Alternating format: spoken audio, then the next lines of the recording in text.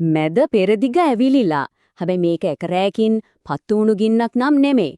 අපි මේ විග්‍රහයෙන් බලන්න යන්නේ දශක ගණනාවක ඉතිහාසයක්. කොහොමද අද අපි දකින මේ ගෝලීය අර්බුදය දක්වා ඇවිත් නැවතුනේ කියලා. අපි ඉන්නේ 2026 මාර්තු මාසේ.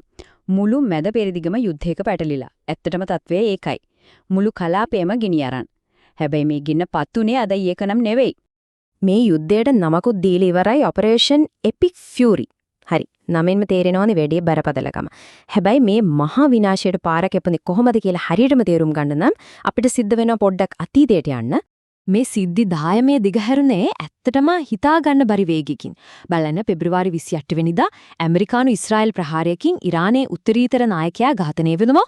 ඉරානයේ ප්‍රතිචාර දක්වන තත්පරයක්වත් ගත්තේ නැහැ. ක්ෂණිකයි. ගල්ෆ් කලාපයේ පුරා තිබ්බ ඇමරිකානු කඳවුරු වලට, ඒ වගේම ඊශ්‍රායලයට මිසයිල් සහ ඩ්‍රෝන් ප්‍රහාර වැස්සක් කෙල්ල කළා. ඔන්න එක සිද්ධියකින් මුළු ලෝක ආර්ථිකයේම ප්‍රධාන නහරයක් එකපාරටම හිරුණා.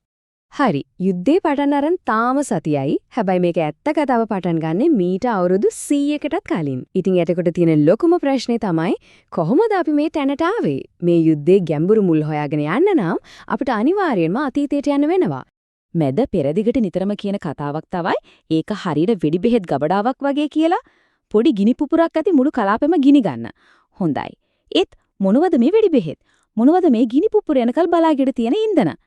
අපි බලමු මේකට බලපාපු ගැඹුරු මූලිකම හේතු පහ මොනවද කියලා. හරි. මේ දශක ගණනාවක් පුරා යෙදුණු අස්ථාවරත්වයට හේතු වුණේ එකිනෙකට හොඳටම පැටලිච්ච සාධක පහක්.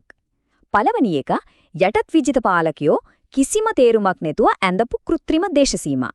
දෙවැනි එක ලෝක බලවතුන්ට තෙර සම්පතට තියෙන නිමක් නැති කෑදරකම. ඊට පස්සේ එනවා සුන්නිෂියා වගේ නිකායික ભેද.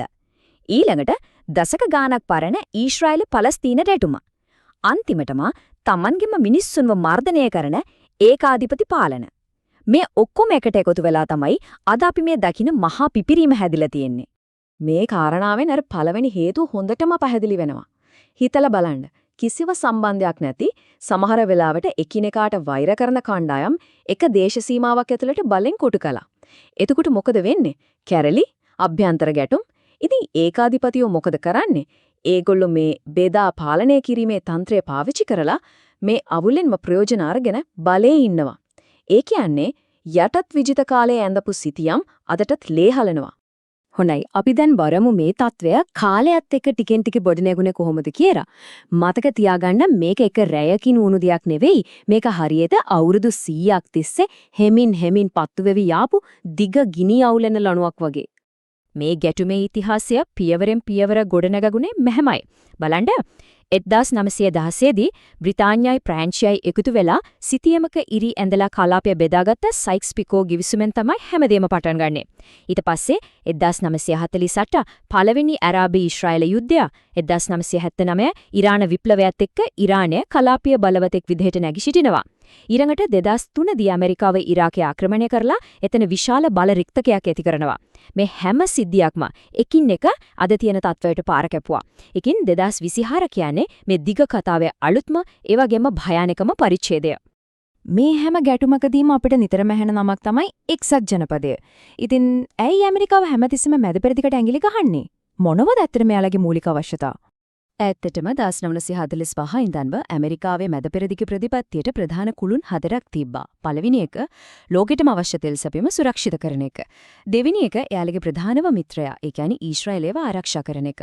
තුන්වෙනි එක ඉරානය වගේ තමන්ට විරුද්ධ බලවත්තුන්ව පාලනය කරන එක. ඊට පස්සේ 9/11 ප්‍රහාරයෙන් පස්සේ හතරවෙනි කුළුණකුත් මේකට එකතු වුණා.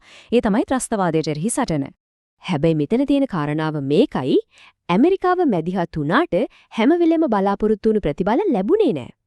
ඇත්තටම ගොඩක් වෙලාවට එයාලගේ ක්‍රියාකලාප නිසා ප්‍රශ්න විසඳෙනව වෙනුවට තත්ත්වය තවත් දරුණු වෙලා අලුත් මර්බුද නිර්මාණය වෙලා තියෙනවා.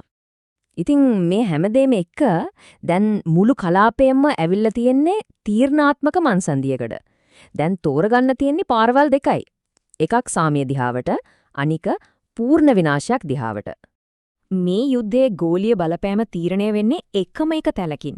ඒ තමයි හෝර්මුස් සමුද්‍ර සංධිය.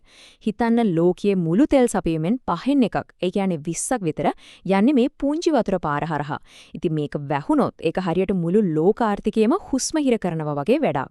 යුද්ධය පටන් ගත්ත ගමන් ඇති වුණු බලපෑම ඇත්තටම කම්පන සාගතයි. සතියක් ඇතුළත හෝමුස් සමුද්‍ර සංධිය හරහා යන නැව් ගමනාගමනය 86%කින් කඩා වැටිලා. හිතන්න 86%. ඒ කියන්නේ ඒක ගමනාගමනය සම්පූර්ණයම වගේ නතර වෙලා. මේකින් ලෝක සපයුම් දාම වලට එල්ලවෙන පීඩනය කොච්චරද කියලා හිතා ගන්නවත් බෑ. ආර්ථික බලපෑම දැනටමත් අපිට හොඳටම පේන්න තියෙනවා. තෙල් මිල එන්න උඩේ යනවා. විශේෂඥයෝ කියන්නේ හෝර්මුස් සමුද්‍ර සංධිය දිගටම මේ විදිහට අවහිර වෙලා තිබුණොත් තෙල් බැරලි එක මිල ඩොලර් 100ක් පහු කරගෙන යයි කියලා. ඒ කියන්නේ මොකද්ද? මුළු ලෝකයේ පුරාම උද්දමනයේ ඉහළ යනවා. ඒ වගේම දරුණ ආර්ථික පසුබෑමක් ඇතිවීමේ අවදානමත් බොහොඳ වැඩි. ඉතින් ඉදිරියේ තියෙන්නේ පැහැදිලිවම පාරවල් දෙකක්. එක පාරක් කියන්නේ සාමය දිහාවට. ඒ කියන්නේ සටන් විරාමයක්, සාකච්ඡාවක්, කලාපීය ස්ථාවරත්වයක් ඇති කරන එක. අනෙක් පාර යන්නේ කෙලින්ම විනාශයක් දිහාවට. කඩා වැටෙන ආර්ථිකයක්, දරා ගන්න බැරි සරණාගත අර්බුදයක් සහ මුළු කලාපයම ගිල ගන්න පුළුවන් මහා යුද ගින්නක්. ඉතින් අවසාන වශයෙන් අපිට අහන්න තියෙන්නේ මේ ප්‍රශ්නේ මේ මහා අර්බුදය අලුත් වඩා ස්ථාවර ලෝකපරයායක් හදන්න තල්ලුවක් වෙයිද? එහෙම නැත්නම් අවුරුදු 100ක් පරණ මේ අස්ථාවර ක්‍රමය සදාටම බිඳලා දාලා ඊටත් වඩා දරුණු අවුල්සහගත තත්ත්වයක් නිර්මාණය කරලා නවතීද? ඉතිහාසයේ කොයි පැත්තට යනවද කියන එක තීරණය වෙන්නේ මේ මොහොතේ ගන්න තීරණ මත තමයි.